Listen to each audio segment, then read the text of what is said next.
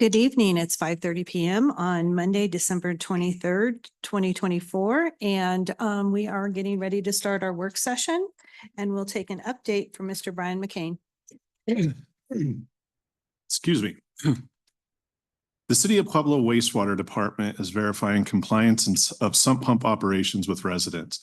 This is a result of the latest survey information from November 2024. Residents will receive a certified mail notification with the red heading stating sump pump verification required. The letter goes on to state that the letter is being sent as a result of leveraging missing information against municipal code requirements. A compliance officer may follow up with an in-person visit in order to assist with the process. For questions or additional information, Wastewater Compliance Officer Richard Bruman can be contacted via 719-568-8658 or rbruman, RBEURMAN @pueblo.us. And that originated on social media. There were some posts questioning somebody that was going door to door, and you could see the letter up on the screen that if it was a hoax or a scam, but it's not. And that's what it's in reference to.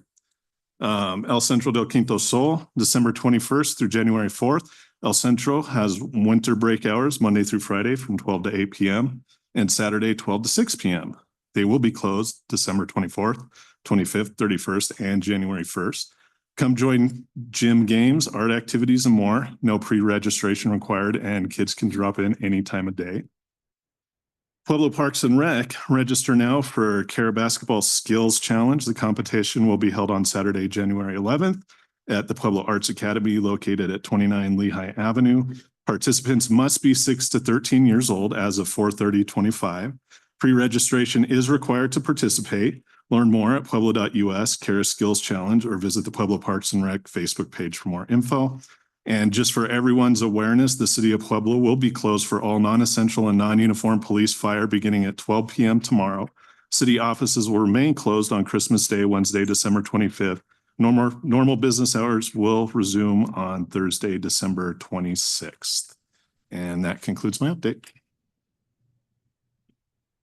Great, thank you. Anything from council? Anybody have anything? Okay. All right, I guess we'll move forward with the lobbyist update from Mr. Gil Romero and his staff, Alec and Ryan. Welcome, gentlemen. Thank you, Madam Chair. Good evening, members of City Council, Mayor Graham. Pleasure to be with you this evening. Probably, I guess, our last presentation to you before the beginning of the session, January 8th. Just wanted to bring you up to date on the budget first, because I think it has the most implications for the city as we really are going to do our utmost. I think our top priority for the city this year, with your guidance and permission and leadership, is to protect a number of appropriations designated for local government, including the City of Pueblo. Just a brief summary. We sent the budget forecast out to you. It was presented last week by both the governor's office and legislative council. It looks a little bit better. I guess if you're looking at your own checking account, maybe you wouldn't think so. At the very beginning of the fiscal year, the state was about $1 billion short in revenue. It's improved to about $700 million, so we're still facing a significant shortfall. The governor's going to come back in at the beginning of January to present some amendments to the November 1st submission that he did. But as it stands right now, his current budget is in balance because of that $300 million revenue increase that we received. As you know, and as we've explained to you in the past, the Joint Budget Committee and the legislature will set their budget to the March forecast, and that's obviously the most important. Some of the things that were really concerned for us as we followed the budget for you this past month are some of the implications for local government. We're still trying to determine whether the governor will include full funding for the $350 million law enforcement initiative approved by the voters in November, and we're also waiting to determine what kind of mid-year adjustments will be made to the budget, including the Department of Corrections, Public Safety, and obviously importantly, Medicaid. We will be closely monitoring the budget process as it impacts local government local government programming. As they presented the Department of Local Affairs budget, there were some recommended cuts that would impact Pueblo and impact other cities. We'll obviously follow those. The same is true of the Department of Public Safety grants. Some of those impact Southern Colorado and Pueblo. And then obviously because of the Institute of Mental Health in Pueblo, there are a number of concerns we have around both the institutional beds at the state hospital, but also the community mental health resources, including behavioral health access, substance abuse treatment, and crisis response. So those are the main areas of concern that we have as the legislature as they began the process in January of trying to balance this $700 million shortfall. We have started to hear about legislation this coming year. One of the bills that you will see will impact municipal court. We've been following the changes that have occurred in Pueblo with respect to the Pueblo Municipal Court. So hopefully the bill that is going to be carried by Representative Mabry this year won't significantly impact the changes that the city of Pueblo has made. We are concerned that a couple of those provisions may require the city to appoint counsel in certain cases, but once we get a draft of that bill, we'll be coming back to the city to get your input on those particular issues. We're also hearing that there may be some changes to union provisions that could impact local government, and as we get those drafts of legislation, we'll be bringing those as well. One of the things that we want to talk to City Council when the new year begins is that we've had requests of some legislators, specifically with bills that impact municipalities, to be able to come to your work session as part of our time that we do, our 15 minutes to present on some issues. We did that a little bit last year, but some of our local legislators have asked if that's still an option. So we'll be discussing that with your staff as we begin the new year. And finally, just wanted to bring to your attention that we received a request from the lobbyist that represents MDX Rail,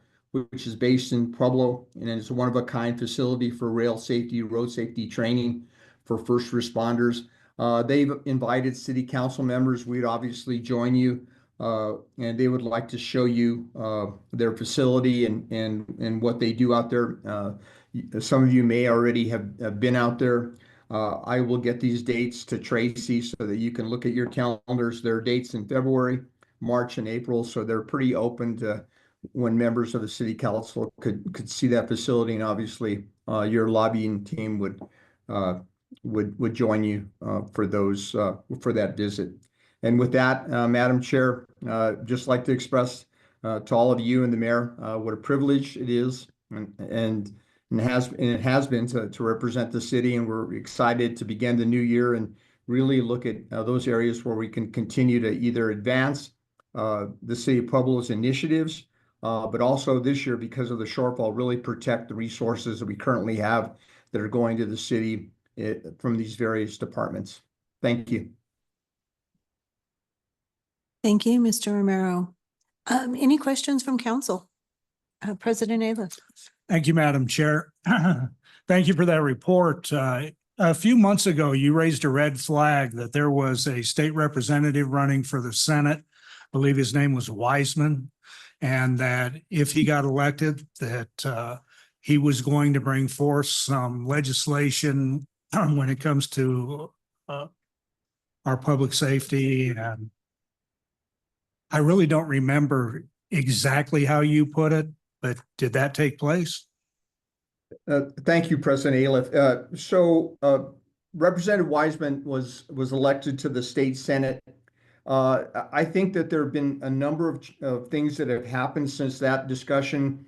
I think what we were reporting to you was based upon the information we received from the Colorado Municipal League, but there were going to be significant changes, including very significant changes to the jurisdiction of the municipal court, and essentially invoking power that, or taking away power from the municipal court system, President Aliff. So what we've heard now is that because two of the counties that they had focused on, one on the Western Slope and of course Pueblo, and now that Pueblo has made some changes, it looks like what they're going to do is going to be much more narrow and really look at those areas where there were significant penalties for very minor crimes.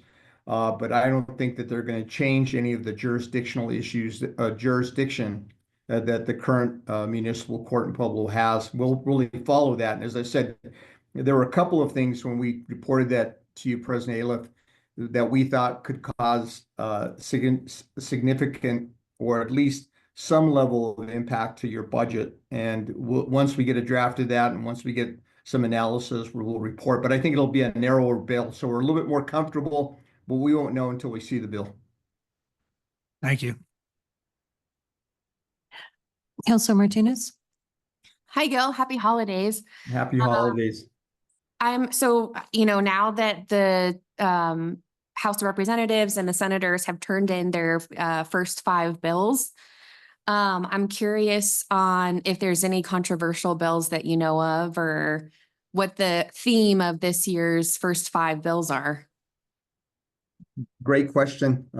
What we've really heard is that, as you know, there was a lot of prioritization of bills last year around child welfare and child care credits. And so last year was a very robust year, and that's part of the problem they have now with their revenue, is they did a lot of things around the child welfare area. What we're hearing now, because of the shortfall, is, just to give you the sense of what legislators are being told by leadership, is that if their bill has a fiscal impact, however small, it's going to be difficult to pass out of their chamber. So that's really going to change significantly how this legislative session goes. As you know, last year there were a lot of really incredible bills that were passed that really helped local government, both the county and the city, both on the public safety side and on the child welfare side. They're not going to have the luxury of being able to offer those kinds of bills this next year. So I think it's going to be a much more restricted, I think more targeted. We are going to see some things around trying to minimize the amount of appropriation to the Department of Corrections by improving reentry programs and reducing recidivism. I will tell you that President Coleman, the new president of the state Senate, has said his #1 priority is education, but 2 is recidivism and crime in cities and counties. So I think we'll start to see a little bit more targeted in those areas. Hopefully some of that money for prevention, but that's what we're hearing right now. And I guess I'm confused, Gil, about what you were saying regarding the appropriations for the for like that's going to get eventually funneled down to local PD, because that's the ballot measure that just passed this past November, correct? So yes. Help me understand, even though it was passed, it still is up to the governor to appropriate it, or what's the issue? No, it's not. There's no discretion. The only discretion he has is how he's going to operationalize that $350 million. It's very clear in terms of the passage of that bill, is it's going to come right out of the reserve. It's just a question of, the timing of when that's going to happen. But the state is responsible as a result of the passage of that bill. And so what we're waiting to see is, will it come out in a supplemental in January, or will it come out a little bit later in the year? But that $350 million will be available for law enforcement and the other parts of that. I think that makes more sense. And then but it has to be it has to come down by the end of the legislative session. Is that correct? That is correct. Thanks, Gil. Anyone else on council? Okay, well, thank you, gentlemen. Well, thank you, Madam Chair. Again, Good happy evening. holidays and happy new year. And thank you again. Thank you. We'll see you next year. Okay, thank you. Thank you. Happy holidays. Happy holidays, gentlemen. Okay, our next guest is going to be the mayor on the rescue mission RFP and the next steps, and Melissa. Thank you, Councilwoman. I sent this presentation a little while ago to you guys, but I guess there was no font attached to it. So Brian is currently working on sending it to you, so you'll also have it. So we just wanted to give you a recap of kind of what's been going on with the shelter, some updates about the shelter, the long-term vision, options for the future shelter operations, and what we've been able to estimate the cost of running the shelter over the last couple of months, seeing the rescue mission's previous costs, and since December 1st, we've taken over all the utilities. We haven't had a full cycle of bills yet, so we have a guesstimate of what that's going to look like, but we'll update you again after once we get a full cycle. So as you know, the land 710 and 728 were both transferred to the city in November. The entity, the Pueblo Rescue Mission, is on track to dissolve by next week. The ER emergency shelter at the 710 campus has been open for emergency shelter every single night since we took over the shelter. They open at 7 and the clients have to start to leave around 7. If it is bitterly cold in the morning, they do allow people to stay there longer. We have the current night sheltering numbers. So the main shelter, the 728 West 4th Street, they're sheltering approximately 20 to 40 people in their residential program. Over the last few months, they've also been able to place several individuals into transitional housing or other housing outside of the rescue mission. The emergency shelter nightly, we're sheltering 30 to 40 people. And I have the breakdown on the next slide. And then on December 1st, the city took over the expenditures of the facility utilities. So tonight you're going to see on your agenda R6 final presentation, which because the rescue mission entity is dissolving by December 31st, we need a new, essentially a fiduciary agent to transfer funds to be able to continue to pay the employees and to make sure services don't come to a halt. These are some emergency outreach numbers that I pulled over the last 2 weekends. As you can see, we shelter many more males than we do females, but averaging 30 to 40 people a night. The clients are able to come in at 7 o'clock, like I said, and the clients are also served a meal.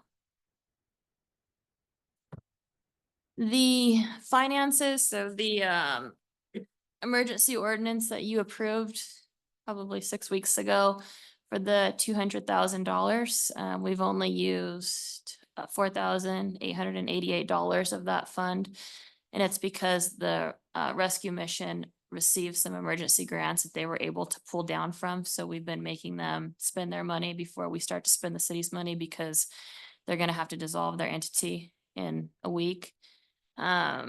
We met with the Pueblo Rescue Mission Board last Wednesday, and they stated that after all their financial obligations had essentially been met and all their liabilities would be paid, they think that they're going to have about $30,000 left that they're going to pass through to Safe Side to continue providing operating services for the shelter.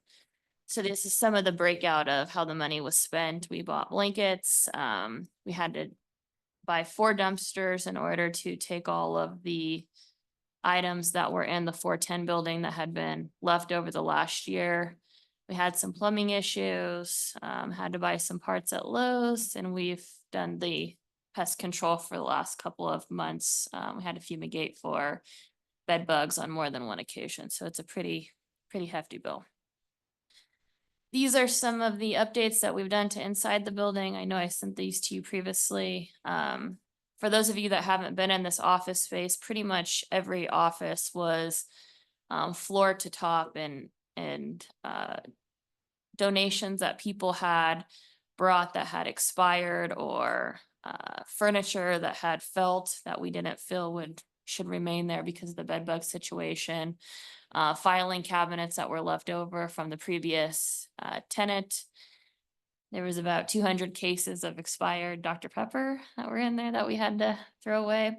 And all the food that had expired dates on it. So we had our municipal court, our team up to cleanup crew. They spent about a week cleaning the entire shelter out, repainting the walls, ripping the flooring up. They power washed all the bedding, got everything situated, and really made a dent for hopefully somebody to be able to come in and start using these offices. The carpet was ripped out of all of the office spaces because it was in pretty bad shape. So we're looking at putting a new, more durable laminate flooring in there so it can be easily washed. This is some pictures of what the food storage had looked like when the city took it over. As you can see, they had a lot of food that was donated. They lost their care and share subsidy that they had because when care and share came in to do with their inspection, they had some significantly old food that was not in the best shape, and so care and share pulled their subsidy. So it was quite a mess when the city took it over. And now you can see the food storage is very organized. We went through every single can of food, threw away the expired. We've been working with different distributions in order to get their pantry filled back up. The Mission also had a washer and dryer that is industrial size, as you can see in the second picture, that was never hooked up. So the city went in and put all the proper venting in. This really helps with the bed bug situation because the blankets and towels can now be treated at the heat that it needs to be treated at in order to get rid of the bugs. And so these pieces of equipment were kind of just tucked away in the back and never hooked up and never actively working. So our team members at the city were able to get that all hooked up. This is a 3-compartment sink that was in their kitchen, and their plumbing was essentially having a very hard time draining. So one of our city employees went in and replaced all the plumbing that they needed to be replaced in the kitchen. So these are just minor fixes that we've done since we've taken over the shelter. So what is the long-term vision of the campus? So as you know, and you could see by the picture, the red highlighted portion is essentially all owned by the city. We're looking at fencing the piece of property now and having a single point of entry similar to what they do to the Colorado Springs Rescue Mission for safety concerns, and really just having a place for people to go during the day instead of hanging around downtown.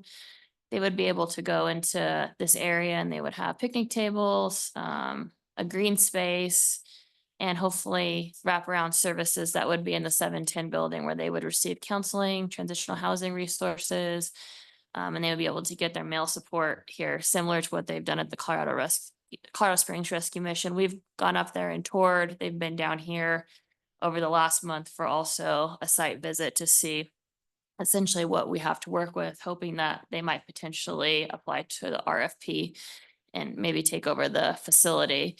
Earlier this year, my office had applied for some CDBG grant funds, and we were awarded the funding to potentially do pallet shelters in between the two spaces once the city had taken back over the properties. These are 2026 dollars, so they won't be we won't be awarded them till next year, but it's looking pretty good that we're going to get about $350,000 to provide additional housing in between. This is kind of our long-term vision of, what we wanted to see. So in Colorado Springs, they have, it's fully fenced. They have the animal shelter with the kennels, big outdoor space, storage lockers for people to use indoor and outdoor. It's a really great facility. If any of you ever want to go up and tour, I could arrange a tour. They do really great work up there. They receive a lot of donations from the community and business to make this operational. This is I think $9 million operation that they run every year. So it's pretty expensive, but it works, and it's definitely a need. So these are options that we wanted to present to the council tonight, now that we have a little bit more of a reality of the numbers and what we think it's going to cost to run the shelter. So first, we'd be identifying a qualified nonprofit organization. So we'd seek an organization that can execute the shelter operations long-term. So Melissa has drafted an RFP and working with purchasing that's essentially ready to go out if that's the way that council wants to move forward with putting the RFP out. We know that the shelter operator would probably ask for some subsidy, whether that be reduced rent and the city continuing to pay the utilities and maintaining the 2 buildings that we have, and potentially having a line item in the city's yearly budget. In the RFP, we would ask that they have homeless shelter experience and operations, because it's not just something that anybody could apply for and take off and run with it. I don't know if you have anything to add on this slide. No. Okay. So, going through the RFP, we kind of identified some concerns, and Melissa can speak to some of these concerns. Yeah, so this is going to be a very difficult RFP to have folks respond to. This is not your traditional RFP where it's for a consultant and there's a lot of people in this industry. And so the concerns that we really have is, first of all, finding a qualified partner. There's not a lot of shelter operators throughout the state of Colorado. And of those shelter operators, a lot of them are mission driven within their own communities and may not want to expand that outside of their individual communities. The second thing that's going to be very difficult is the funding. So the way that these shelter operators generally receive funding is through what is formerly known as the Emergency Solutions Grant. It's a state grant, and a lot of homelessness prevention or homelessness services operators receive these dollars. This is the primary way in which they are able to pay their staff salaries. Without this, and there's natural cycles for this. For instance, the cycle for the state of Colorado Department of Local Affairs, their grant cycle opens in August. They would be able to apply for funding in August. Whoever responded to this and was a selected nonprofit partner, they would be able to apply in August. They likely would not receive that allocation of funding until into 2026. And so we have this gap of time, what is essentially a ramp up period, and that's the difficulty. So in this, we really want to determine, as the mayor mentioned on the last slide, whether or not we're going to attach funding to this RFP that is ready to go out or not. And so that's really the guidance. That's the biggest piece, in my opinion, as far as the guidance of what the financial assistance is going to be for a shelter operator. If there is no financial assistance at all, I do think it'll be very difficult to have anybody respond to that, because they would have to pay for those operations for the first 18 months potentially out of their reserves. The second option is essentially what the city has been doing. So we can tell based off the payroll projections from the accountant from the rescue mission, kind of what their payroll has been over the last couple months. Again, the 2 buildings have been absorbed into the city's insurance pool, so I don't have a data point to supply you for the insurance. It's running about $55,000 monthly to kind of just be doing the bare minimum that we're doing. So supplies and operating costs, the maintenance, and the utilities. So these are, again, approximate because we haven't received full cycle, but we were able to get a 12-month breakout from Black Hills, Excel, water, internet, to kind of get the base of about $5,200 a month. So this price tag essentially excludes the cost of keeping the facilities open during the day, because our friends at Safe Side are essentially helping with those daytime business hours. And this is where they do their peer support and provide services to the unhoused clients that are there during the day. And this amount also excludes an executive director's pay because we haven't had an executive director. We've had a shelter manager who works his butt off, and he's here tonight back here, Dave. And so he's been a great help to the city and helping us support and kind of do everything that he can with the mess that he was essentially left in. These are some food donations that actually came today from different businesses and different entities. So in the previous slide, you see that we only have about $600 a month slated for food. And it's really because the community has stepped up and they have been providing donations to the shelter in order to keep people fed. So they're serving the 1 meal a day at 4:30, and that's in-house, and the people that line up at the door, and they could serve 80 to 100 meals and outreach essentially a day. So we have a liaison that kind of works through my office, and he does the community support, Mike Purdy with municipal court. And so him and his team have been securing several donations for the mission. So essentially what we're looking from the council tonight is kind of next steps and what you want to see. Whether you want us to put it out to RFP, see if we get any return, but in doing so, we're going to need to know if, we can provide a dollar amount that's going to be connected to it.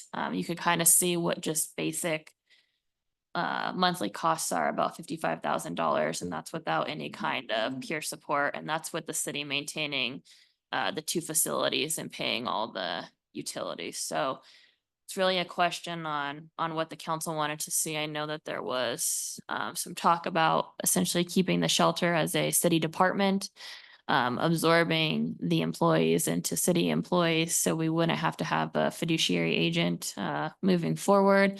And then there's also been talks about putting it out to RFP. But I think we're going to have to be a little bit more strategic if we do put it out to RFP, and I need to know if the council is going to support essentially having a line item in the budget for us to be able to help support a nonprofit who wants to take this over. They're happy to answer any questions or take any guidance from council.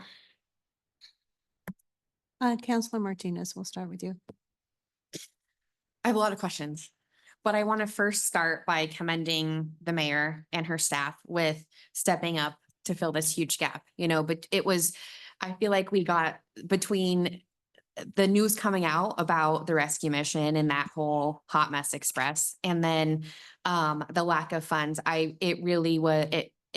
It was so quickly to make a decision, and I really appreciate you not only being like, all right, how can the city take an active role and step up to help fill this gap, because we know that we need to take care of our unhoused population, but also your leadership afterwards. I also know that the grant that the city applied for, it was way before all of this happened. So I appreciate your vision. Dave, thank you for staying, and thank you for all of your work. I mean, you work tirelessly. I see you out there every time I'm driving by, and I appreciate everything that you're doing. So thank you for your leadership. Thank you for your vision in this. Okay, I have so many questions. One, for the donations, I'm curious if how those have been impacted since the news and so it sounds like it's mostly food. Have there been monetary donations? I think there's been some monetary donations. When the news articles came out about the rough situation the rescue mission was in, donations pretty much halted. And so when the city took it back over, I think people felt more comfortable donating again. So it's been very helpful to have the city running the shelter. And the United Way is handling those donations, correct? Correct. What's the long-term plan there? I think that they'll continue to handle it. I don't know how much money they've been donated. The rescue mission board kind of keeps that Okay. Money and how it's spent separate than what we know. Since the board is dissolving in, a couple of weeks, are there any grants that they currently have that they have to give back? Or are there, you know what I mean? Like, are there grants that are gonna need to be continued by us in the interim? Well, if you remember a couple months ago when I came, and the reason why we had to have the emergency ordinance is because they were essentially going to be out of funds. Since then, Right. have been able to pull down from a couple of their grants, and that's how they've been maintaining, paying the operating and taking care of all the liabilities. So once the money that they have now will be transferred to Safe Side if this ordinance passes tonight. But I don't know about any other grants that they had out on the horizon that maybe were never reported on or never received. Okay, because I hate for us to get in that position if we're, you know what I mean, like we're taking that on and then all of a sudden we're not compliant with their grants. Yeah, we haven't Because, taken any of their grants on. okay. What's the capacity between the emergency shelter and then the regular shelter? Emergency shelter can hold 49, and where the residents are, I would say we can fit about 90 people in there. And is that for both men and women? Yes. Okay. So for the utilities, I just did like rough, so at 5,200 per month for the whole year, it would be around 62,400 for utilities. Is your vision, Mayor, to have that come out of the housing, like, or the housing budget or gen fund, or? I think we would have to do a line item. So that's something that we need to discuss if the city is going to continue to maintain the two facilities, or if we're going to maintain the facilities and pay the utilities and then RFP with somebody out to run the service side of it. And then when you're talking about rent, you know, in one of the options that we would help, you know, subsidize the rent, what's your vision on that? Well, if you have other nonprofits that are going to be renting out the office space in the 710 building, there's quite a lot of offices. We're currently doing that right now with Safe Side. So I think a couple weeks ago, council approved to not have them pay rent till March. I think they were paying a little under $1,000 It was minimal. a month to be in their office space. So I would assume that it would continue to be a partnership like that. Okay. Whether it's many nonprofits who want to go in that 410 area, or if it's somebody just overseeing the entire space. And then for the grant, for the CDBG grant that you spoke about around, you know, fencing in that entire area, putting in pallet shelters, the green spaces, you know, the long-term vision of, you know, taking pets, which I think is brilliant. How would that, if we did go out into RFP and it would be, you know, someone else, not the city, doing the operation, how would that work? Well, because it's still going to be city-owned property and facility, I would assume that the grant would still be able to apply because it was the city that applied for the CDBG funds. Okay. So it wouldn't necessarily matter if, because we own the land, the RFP would be essentially For leasing the it? services and for the operating of the Okay. two buildings. Got it. And Melissa will elaborate on that. Yeah, so there's actually a lot of options there. So if we were to get a qualified nonprofit, they can go out and fundraise for themselves as well. We can also apply for grants. There are certain grants that only municipalities or local jurisdictions can apply for, and then they could be our subgrantee or our subrecipient. And so I think there's a lot of options there, and it doesn't necessarily have to be one or the other unless it is one of those grants that is specifically like the CDBG allocation, you know, is specifically for entitlement jurisdictions.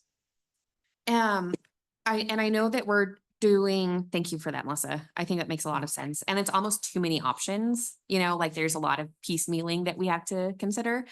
What is it going to take for us to expand to 2 meals a day? I would say it would take more money to the line item and then more staff because they only have 1 gal and I think maybe a part-time person now that's helping out in the kitchen. And so it'd be very difficult for her to be there all day. The soup kitchen, though, has kindly been providing breakfast and lunch to people at the mission, coming back and forth daily. So they've really helped out a ton too. I guess in a perfect, if I had a magic wand there, we would go back to doing the 2 meals a day. I understand that the soup kitchen is, you know, has helped kind of meet that need. I'm sure that they're extended, you know, kind of beyond what their original intent was, in providing services. So if I guess I would like for us to consider going back to doing 2 meals a day, particularly when it's cold. I know I also know that people who aren't necessarily staying at the mission, who, you know, are just because they have a pet or whatever the case may be, they come to pick up meals. So I'd like for us to consider that. And I'm curious, Melissa, you know, I know that you have extensive experience with, you know, housing systems. What would be your recommendation on how we move forward? Yeah, so in a perfect world, we would have an amazing nonprofit organization that wants to come down and partner with us long-term. We just don't know if we're going to get that. This is a very difficult RFP for someone to respond to. And so that would be a perfect world. That doesn't mean that we cannot do this ourselves. It'll be a little bit more of a bridge to gap. I think there's some educational resources that the city will have to learn as far as best practices in shelter management, but it's absolutely something that we can do. But the perfect world would be that a qualified nonprofit, that this is what they do, comes in and is able to help us. In my opinion. I appreciate that. Counselor Flores. My problem in this whole thing seems like an economic issue for the first year at least. My mind is saying, why would a nonprofit come in and take over a shelter like that when they've already missed the opportunity of applying for a grant that would be funded in 2025? Anything they apply for now is probably 2026. And I noticed that you used the term that we're going to subsidize potentially their lease, which is somewhat of an advantage, but I really see some problems in a nonprofit that's starting from zero, coming in and being able to handle this without some sort of a subsidy from the city, or at least jumpstart this organization. That might be the carrot that we need in the RFP. Unless there's some national firm out there that, you know, has, you know, already has the resources and see a potential, you know, that they could do that, but. No, Council, you're correct. And that's kind of what we're looking to get tonight, to see what the council would feel comfortable with moving forward. We've given you the numbers on kind of what just the basic need that needs to be met and what that's been costing, because we've been doing it for a couple months now. And so we're looking for guidance from the council to see how they would like to proceed moving forward. But we don't want to be in the same position a year from now that we're in today. And so, you know, I don't want to give up the buildings and the infrastructure and have to go down the same hole like we just did with the rescue mission. But I always also want to make sure people are sheltered.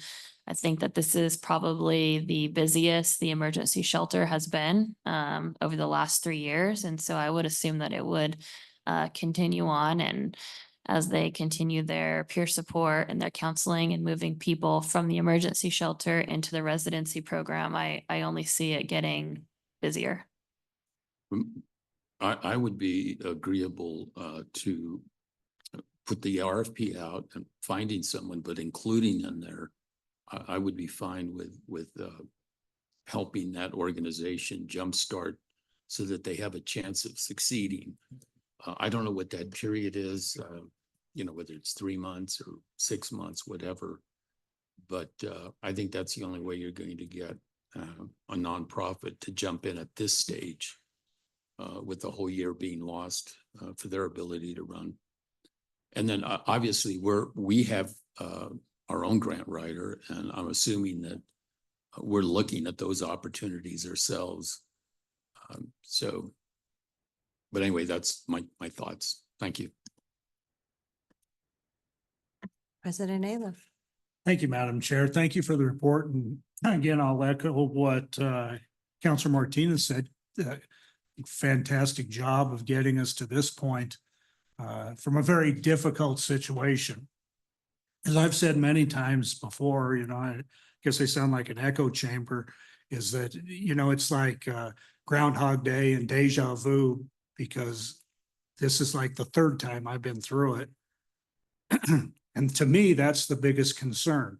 And that's what I said from the very beginning, is that what we've done in the past obviously isn't working, because we continually we subsidize no matter what. Whether when the Springs Rescue Mission was here, we subsidized. Before that, when the Pueblo Rescue Mission had it, we subsidized. Then when they got it back, we subsidized. And that's going to continue forever. Where I think the disconnect comes is that we have very little control when all we're doing is writing checks and saying, oh, okay, so you need some operating capital, here's some operating capital. But you're not delving into what might be systemic problems within the organization that's running it. And that's quite frankly where we are right now. We didn't recognize the systemic problems. We couldn't step in until it was too late to fix the systemic problems. So, my take is that you have to step in and say, we're either going to do it or we're not going to do it. Either step up to the plate or go home. I get very anxious when you say Springs Rescue Mission may be interested in coming down here. In my opinion, they're the reason we're in the position that we're in today. Had they stuck with us and had they used their resources in other places than El Paso County, Pueblo County would have survived under the Springs Rescue Mission. And instead they decided to just walk away and they left us with nothing, absolutely zero. And if it wasn't for the Pueblo Rescue Mission Board at the time, stepping back up, taking control of that property again and offering it up as a shelter, Lord knows where we would have been. So, my take on it hasn't changed. I think that we should be in total control. I think that we ought to have oversight and that we hire a director, we pay the employees, and we have continual, absolute oversight over the programs. I'm not very familiar with the programs that are going on at the Rescue Mission now. And I know that there's with the turmoil and the upheaval that's happened, but the goal was that was a transitional shelter that worked to get people back into the community. It wasn't an overnight warming shelter or anything else like that. That was a whole different entity. But the shelter itself, being transitional, worked diligently to get people back into the community. And when it started, it was a full house. There was 100 residents in there continually for months and months and months. And they're working very hard to get that done, was my understanding. I saw your slide where it says we have 20 or 40 residents now in the shelter. So obviously the disconnect has come about where I guess maybe there's just not 100 unhoused people in Pueblo that want to take advantage of a transitional shelter. I think that's what it comes down to, is you don't have the people that want to do the programs to stay in there. That's why we see an influx in the emergency sheltering at night as opposed to the. Yeah. Well, maybe if we get some stability back into those programs and that we, backed with the city's resources, then it can move forward and become a model for the state of how you get people back into the community that are willing to get back into the community. But quite frankly, I think if we continue down the path of subsidizing, partnering with outside entities, then in a year, 2 years down the road, we're back at this table again, saying, well, if we don't give them a couple $1 million, they're going to have to go away. You and I've talked about this. I think that it's less expensive to run it yourself than to bring in an outside entity, but I could be all wet. Thank you. Councilor Latino. Thank you. I want to compliment you, Mayor, and your staff for what you've done. Without what what's been going since you've taken over, I don't know where we would be. I totally understand your position and your stance, but again, I want to compliment you. Secondly, I think we have an organization in this community that's taken on a program that we proposed and as to what they're doing in other cities that I brought up several months ago that was adopted. And I think what I would like to do is I'd like to contact them and see if they wouldn't be willing to take this on as well, because they are very, very well organized and very focused and very successful in what they do. And I'm talking about Catholic Charities. Thank you. Thanks, Counselor Latino. Yeah, one of their executive director kind of came in last minute to the Rescue Mission Board. So he's one of the 4 final board members that we've been dealing with through this process, and it's been good. Thank you. Counselor Gomez. Yeah, what do you mean by pallet schools? I might have missed something. Or excuse me, Pallet shelters. I'm sorry, shelters. shelters. So when I first got into office, I went up to Denver, and they have a pallet shelter location off Peoria Street, and they're small units, 1-person units that are built out of pallets essentially, and they're movable, and you can move them to different areas in the city that are zoned properly to have these shelters. So when we had applied for the grant, we had applied for it to be maybe some sort of transitional housing after you went through the shelter and you had a job and you were looking to have 4 walls of your own. And so we applied for some CDBG funds for these pallets. We did a site plan in between the 2 locations, and we were looking to put maybe 10 of these pallets in between to where people could use them for up to 90 days after going through the program before they're looking for an apartment or a house. And we were successful in receiving it. Yeah, that's really exciting stuff to me, because there's another program, it's called Boxables. And these homes are made from $7,000 to $10,000, a kind of cookie cutter. It's Yeah. the Musk plans. There's also a plan called Kodak out of Rhode Island, where they provide incentives for these people to own their own homes. If they're down and out, they found ways to give them medications that maintain their medication. And if they can stay put for 6 months, they've got a job. And if they can meet that, all of a sudden they're given a home. Now, it's not, you've got to meet a lot of requirements to get it, but the beauty of it is they start to advance and they clear up, the fog goes away, and they're seeing great success, where we're all brought up with the idea that we are going to have and try to reach the American dream. Okay. And this is all brought up to everybody. I don't care if you're on the street or not. This is drummed through our heads. And when they talk to a lot of these folks that advanced to this program, they did so well that they got out of that small home they started with, moved to a full-time job, and they got their own home. And some of the comments that came from these folks just killed me when they said, "What does this mean to you?" He says, "You mean to tell me I'm going to have a house where nobody has gone to use my bathroom? It's going to be my bathroom. You think there's nobody that's washed in my shower? There's nobody that's going to have slept in my bed?" And just that alone, and the progress that they're having, it's out of Rhode Island. You got to check it out. But I just think that's right down the line. And they also make room for people that have these little homes, a village. They have a place for their dog. I mean, if somebody tried to take my dog, forget it. The fight is on. So this is stuff that's really important. I love the direction you're going with this. It's exactly where I think we should go.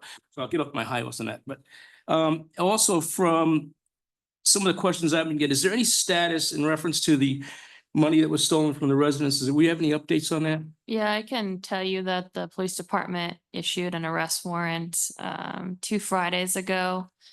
The suspect ended up in the hospital on other issues in Colorado Springs. We found out today that she was released on December 21st, and we did not know that she had been released from the hospital. So we are actively still searching for her. But the arrest warrant has been issued, and we're working to Okay, it's a question I get a lot. get her into custody. How many residents on average do you think, because I had checked it out, I had visited them prior. And the time I went there were 35 residents, and 30 of them were Pueblo residents, and the other 5 were from outside, all the immigration stuff and all that. If they're currently, the most of them, the 90% of them are Pueblo residents, that seems to be our issue. That's our problem. We got to, if we don't fix this thing. And then finally, I was thinking about the second meal for folks. And, you know, if you ever been at, I have 10 grandkids. I have 4 of my kids went through school, and I used to see how much money was thrown out in the garbage from school, from lunches. And a lot of the lunches are provided free. So if you're talking about 40 meals for a second meal with 15,000 students in the district of 60 alone, we can't squeeze 40 meals out of them? I don't know that it's that we can't squeeze the meals. They don't have the staff that's there all day to prepare the meals. So I think she works 7 days a week, and she's just there to do the evening meal, and they pretty much prepare food for 100 people a night. So I think it's just a staffing issue, and I know that they're looking for additional help with staffing. Okay, there's nothing in reference to, well, it won't be long-time residents. I guess they're going to be short-term residents. Is that the? You have some residents that have been in there quite a long time, but now that Safe Side has kind of taken over the programming and helping with the counseling and the peer support, they've been able to move a couple people out of there weekly into more stable housing. So I think that we're going to start to see that trend of transitional housing that President Aliff was talking about, and not essentially having the shelter be your permanent residence like it had been for previous years. There was actually food for thought. So I just thought I'd throw that out. Okay, thank you. Counselor Latino. I just, again, would like to thank the interim director. Thank you for your service and thank you for what you've done to help us. God bless you. Counselor Martinez.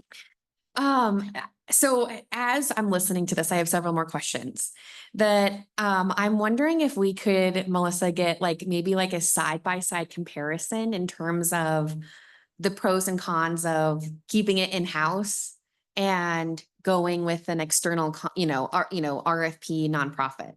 Because as we're talking even about salaries, if we are to, absorb them into city salaries, I'm assuming that the salaries that you passed out are going to increase because then we're going to be paying for fringe and benefits and, you know what I And mean? there'll be a civil service process for people to have to apply for the positions, which is one reason why we're hoping the council approves tonight to pass this over to Safe Side so they can continue with the staff that they have there without the council or without the city having to go through the hiring process that the city would normally have to go through. But then should we take it on officially, and not have it be Safe Side, we would then need to do the civil service process. Correct. So that would be nice. And then in terms of like all of the subsidies that were mentioned earlier, what does that, what would that look like in terms of rent, utilities, any other subsidy that might be out there in like maintenance, of pipes, the pipe example that you talked about earlier. Yeah. I think it would be nice to see those like as two side-by-side options so we could really see the differences. And then if we are to keep the operations in-house, does that mean that we would not be eligible to go and apply for non-municipal grants out there? Or would we just find a fiscal agent to get the, to partner with for those funds? Most grants that would be for shelter operations or even for capital improvements on shelter operations would likely allow a local government as the grantee as well. Okay. Because of the end use. And then, so that's not a concern, I guess. That's what I'm hearing. We're not concerned about that. Okay, great. And then I'm curious about other cities, I know that the Rescue Mission in the Springs was used an example. That's a nonprofit that's running that for the city of Colorado Springs.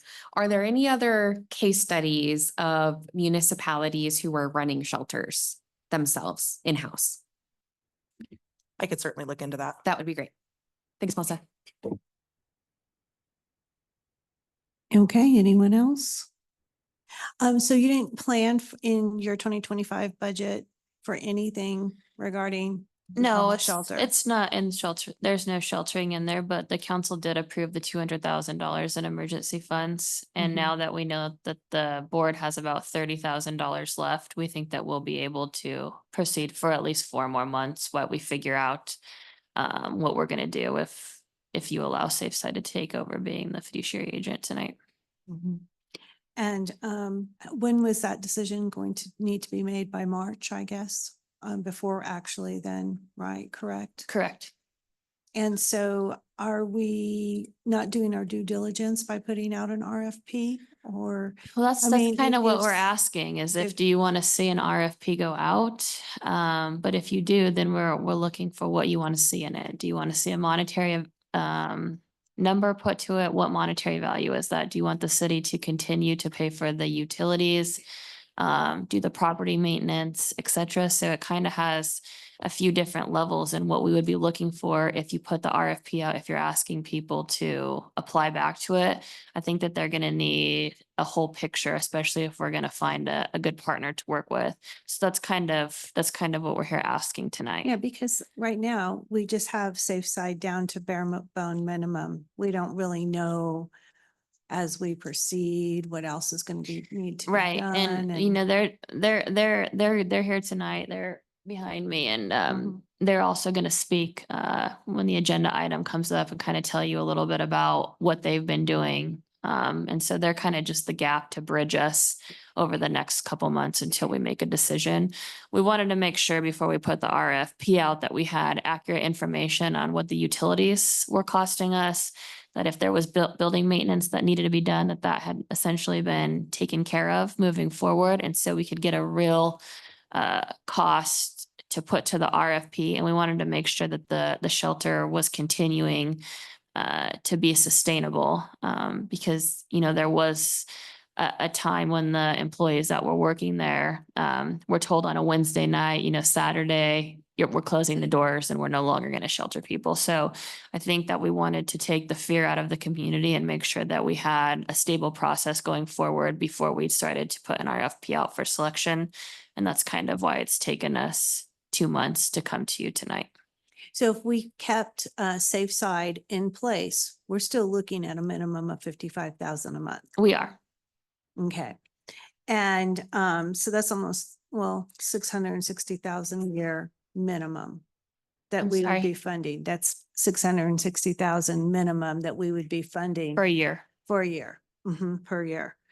And, you know, one thing I remember when the tower opened over at the Springs Rescue Mission in Colorado Springs, they were not required to be sober in order to get residential housing in the tower. Can you check on that to make sure? Because I don't think that we would want to, you know, provide pellet shelters or housing, or is our program right now or to transitional how is sobriety a requirement? I don't know if it's necessarily a requirement right now, but it's a big part of what they're doing in the peer support is addiction specialists and providing counseling to people essentially to get sober. Mhm. So, and I think that that's, you know, we've talked to counselor how there's why there's kind of 2 different sections. You have the emergency shelter where you have people who are probably still actively using or drinking right before they come in the doors to spend the night. And then the residents, the clients that are at the 728 building, they've done a lot to get where they are and doing their classes and their peer support. A lot of them have jobs. So they're kind of a more advanced group. But are we not moving them into transitional housing? They are, and she's. Until we know that they are sober? I think it depends on what kind of transitional housing they're going to. So on top of we get the shelter in place, Mhm. what else would we be subsidizing when it comes to homelessness? Posada, what are the organizations that we would be also subsidizing in addition to this? So I would say through our general fund, nonprofit, non-departmental, I don't think that there's anybody else that solely focus on unhoused population. Through CSAC funding, the 490,000 that we provide to CSAC, I know that there's several entities because homelessness is one of the top criteria and tiers that they aim for. And I think Posada and other providers that provide the unhoused with services, they do come from that pot of money. Mhm. Okay.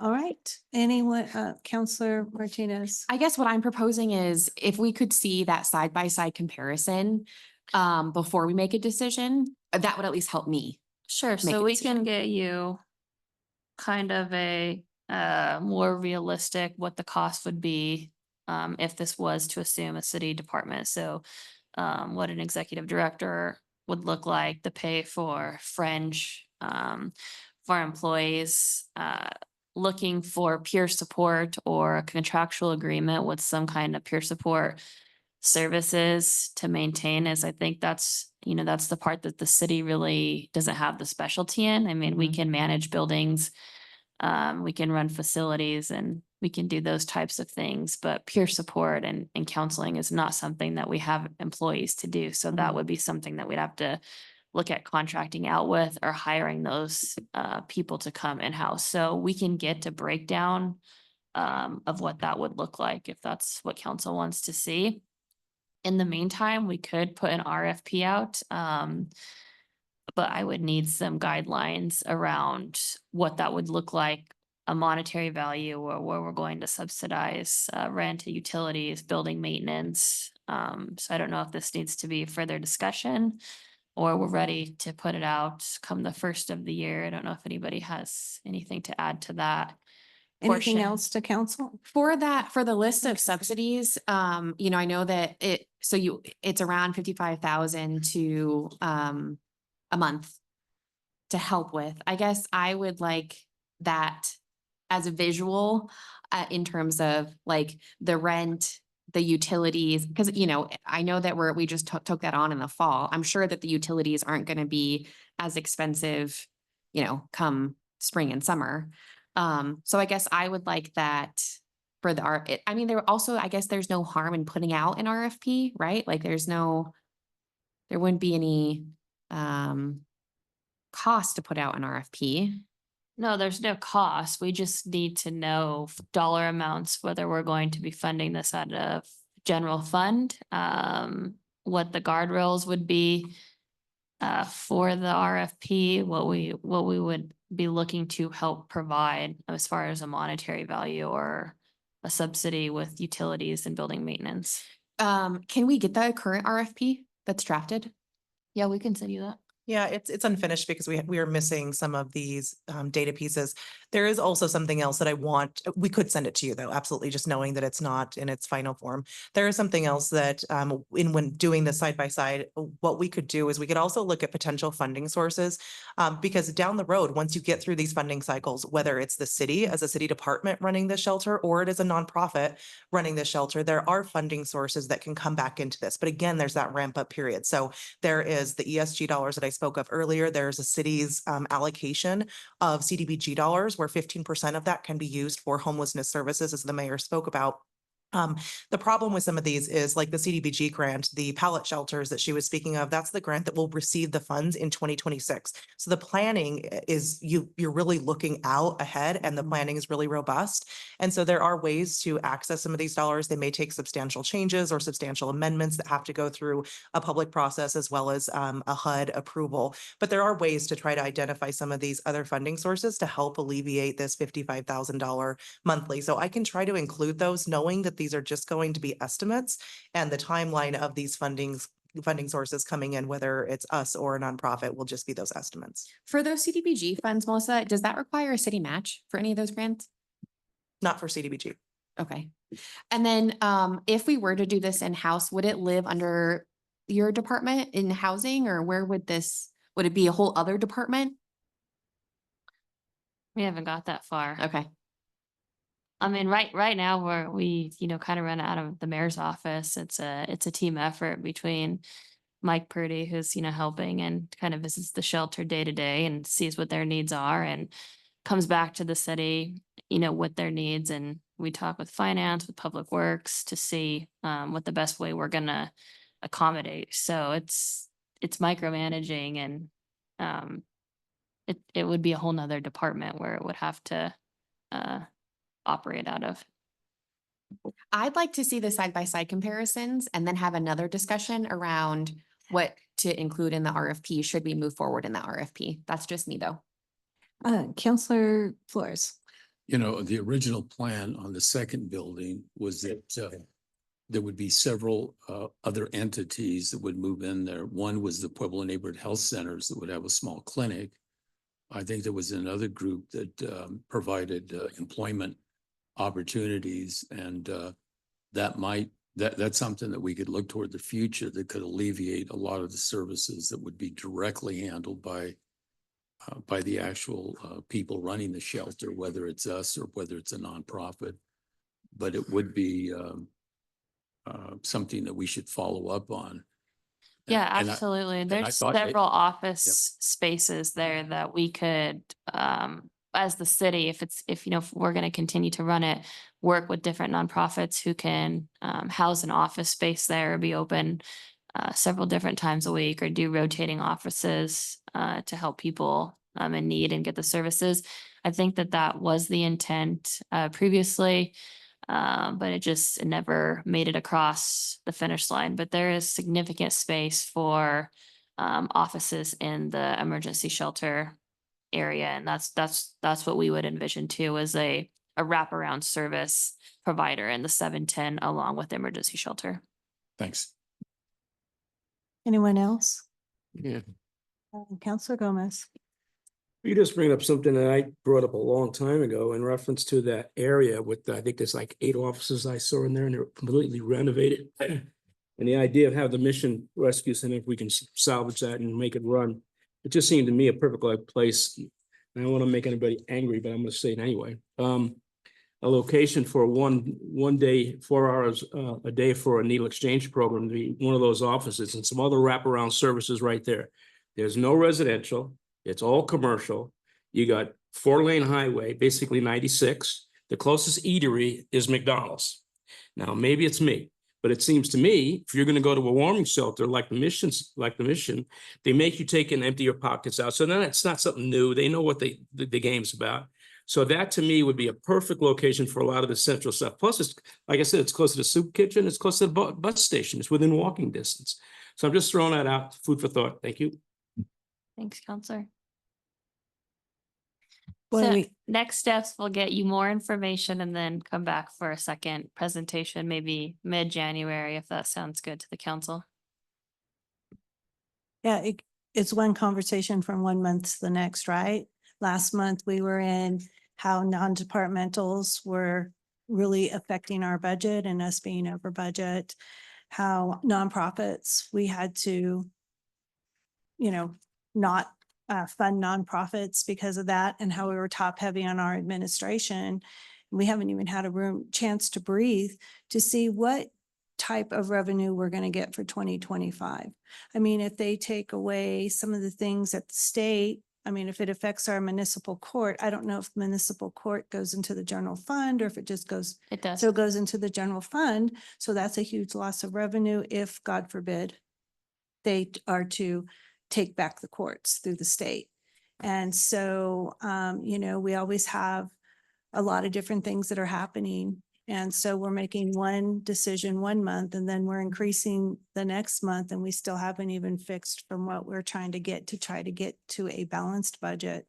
So those are hard conversations to have for the public to understand. And but I guess we're going to ready to see what your presentation is on how we're going to move this forward.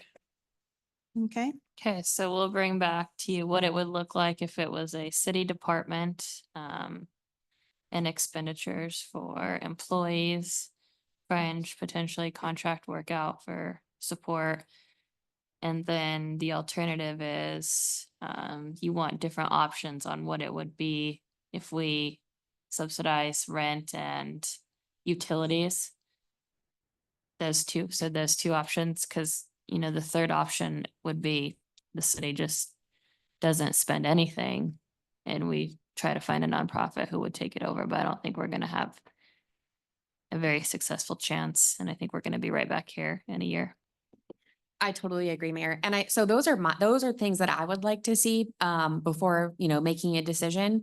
I don't know if council has any other wishes for that list, but that's, I guess, what I would like to see. And then Melissa, I heard you say in terms of, potential funding sources, so that way we're not depleting the gen fund. We're subsidizing with subsidizing. So that's what I would like to see. Oh, and then also, our lobbyists mentioned that there's some changes that, potential changes through legislation for the union, which may increase the packages for the employees. So if you're going to do, give us a comparison where we, are running the shelter ourselves, we'll probably want to see how those legislative changes would affect employee packages included in that. If that's possibly what might be going through. Okay. Yes. Oh, okay. Counselor Latino? Yeah, in conjunction with what Counselor Gomez spoke about, I didn't give any thought to until he did speak about it. It makes a lot of sense to move everything to a central area, and that would be the needle exchange, because I can understand where he is, and I understand, I know where my side of the town is. I don't want needles in the community. If we're going to have them, we ought to have everything in one place, and that's a great place to put them if we're going to have that facility. Thank you. And my last thing, Chairwoman, was the case studies to what other municipalities are doing. That would be helpful too. Thanks. That's all. All right. Anything else from council?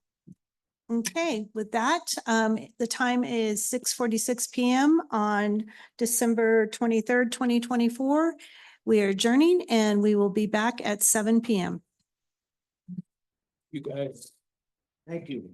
Pay attention to me.